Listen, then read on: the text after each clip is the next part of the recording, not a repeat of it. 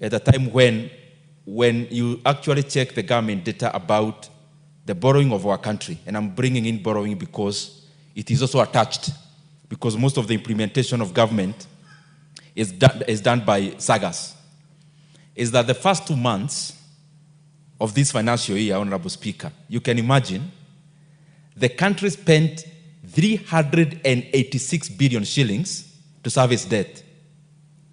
And within that 2 months, the country only received 329 billion in tax revenue. What does that mean? We actually spent 117% of our collections in servicing debt. It means we spent all the money we collected in servicing debt, but borrowed even more to service debt. And it is a grim situation. It is grim because much of the money that is borrowed by the state also is implemented in terms of projects through the kind of sagas that we are debating their reports today. But going specific, Honorable Speaker, to this debate, I want just to highlight on two sagas or two corporations. One is the Child Welfare Society of Kenya. And Honorable Speaker, if you check the audits we are debating today, some actually date back to 8 years ago. We are debating here a report of 2016. And we are in as you put right it, Honorable Speaker, it's actually 10 years. And I wonder then, what kind of utility can we give to the expenditure of public resources when we are debating the audit for 10 years ago? Definitely a lot has happened. There is a lot of dynamic situations that have been witnessed, including change of personnel and the rest. But I hope we are going to improve, and especially in terms of the audit committees. Honorable Speaker, on child welfare, I have been interacting with them in my previous station, and I want to say that some of these sagas actually do a lot of work when it comes to granting social service to our country. And there has been a lot of back and forth in terms of the anchoring of the Child Welfare Society of Kenya, whether as a government saga or whichever. There has been a lot of back and forth. But primarily the kind of work they do is public. And I say so because there has been a lot of confusion when it comes to funding the Child Welfare Society of Kenya, because some of the people in the National Treasury don't want to assign them the rightful role as a government parastatal, which they are, Honorable Speaker, based on what they do. But also we have seen the kind of service they render to the public of Kenya needs money continually. Is this not a saga where you need to fund money this year, the next year you need to decide whether to fund? Because the kind of things they do is, for example, paying school fees for vulnerable children, feeding some of these rescued children. You cannot fund them this year, and then there is, next year, somebody is gravitating towards whether to fund or not. In fact, Honorable Speaker, some of these sagas, their funding should actually come from CFS. From CFS, so that even before we are paid our salaries, some of these very critical and important bodies should actually be funded even before. At the category where we fund the service of debt, that is where they need to be funded. The critical point I had is this one, Honorable Speaker, on NSSF. Honorable Speaker, and I want to request the committee to even go further than what they have done.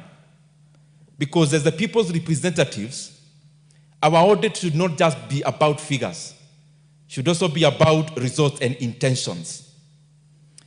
The foundation of NSSF is to safeguard workers' money.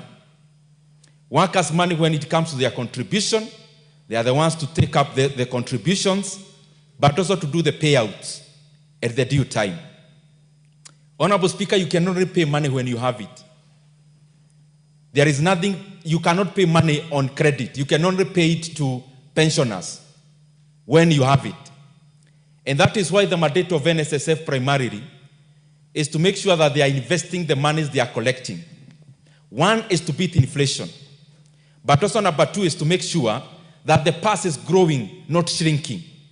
So that when the time to pay up comes, You cannot pay up money through stories. You can only pay up money through money. I say so, Honorable Speaker, because we need to be very forthright when it comes to the critical roles of NSSF. The work of NSSF is to collect money, invest. One of the areas they need to do is that, and to always have in mind, is that they need to have a commercial mind in all the endeavors they make in terms of investments. And in doing so, NSSF money, because these are contributions by Kenyans, even in those investments, should go towards investments that are also helping Kenyans, even as they work, even as before they wait for retirement. So that you actually beat two birds with one stone. You are serving them now with their money, but also the money is growing so that when they need the money is actually available. Honorable Speaker, that calls for diversity. NSSF, you look primarily in Kenya, they focus on T-bills, they focus on treasury boards, they focus on the market, the equities market. And they are predominant when it comes to purchases of shares in the Nairobi Securities Exchange. But, Honorable Speaker, they need to broaden further. As a catalyst of an economy, if you look at, for example, the capital markets in the US, there are critical funds I keep mentioning here, for example, private equity funds, venture capital funds.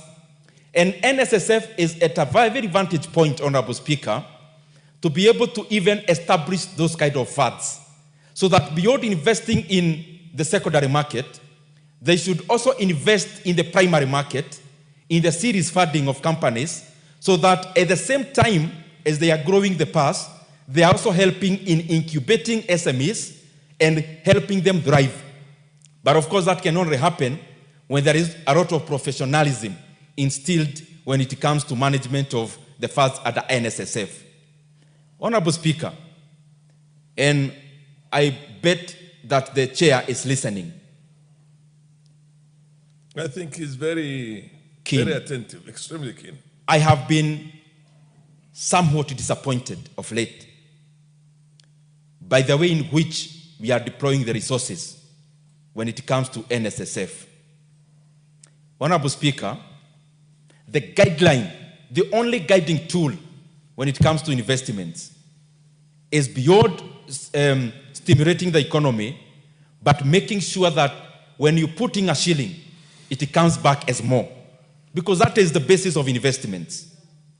But, Honorable Speaker, we cannot afford to put NSSF money on a gradius of implementation, of experimentation. Honorable Speaker, even when you are experimenting, you don't hedge your entire purse. You use just a fraction. We have seen a lot of experimentation nowadays when it comes to NSSF on different terms. One term, for example, we saw the other day the government of Kenya was trying to raise money on hedging the money that goes to sports fund through a board called Talanta Fund. Honorable Speaker, the truth of the matter is that this board was actually taken to the Nairobi Securities Exchange on the secondary market, but the investors of that board is still public money. NSSF was the number 2 investor in the Talanta board. Honorable Speaker, this is 45 billion Kenya shillings, which was shunned by all the other private enterprises, including banks. Private banks in the private arena never invested in Talanta board, but NSSF money found its way there, around 10 billion shillings. I don't think that was prudent. Number 2, Honorable Speaker, is the issue of PPPs. It is important for Kenyans to know the expansion of Nairobi to Nakuru highway is not being funded by the kind of debt that I mentioned, which is growing astronomically. It is through a PPP, but PPP is just a name. We are actually spending NSSF money in building the road. And then we are telling NSSF that they put toll stations, they recover their investment through tolling. One, it is wrong to toll Nairobi-Nakuru highway. It is wrong economically to toll it because it is not economically viable to toll it. But number 2 also, it is not commercially viable for workers' money to do the work that the government should be doing. Buddy.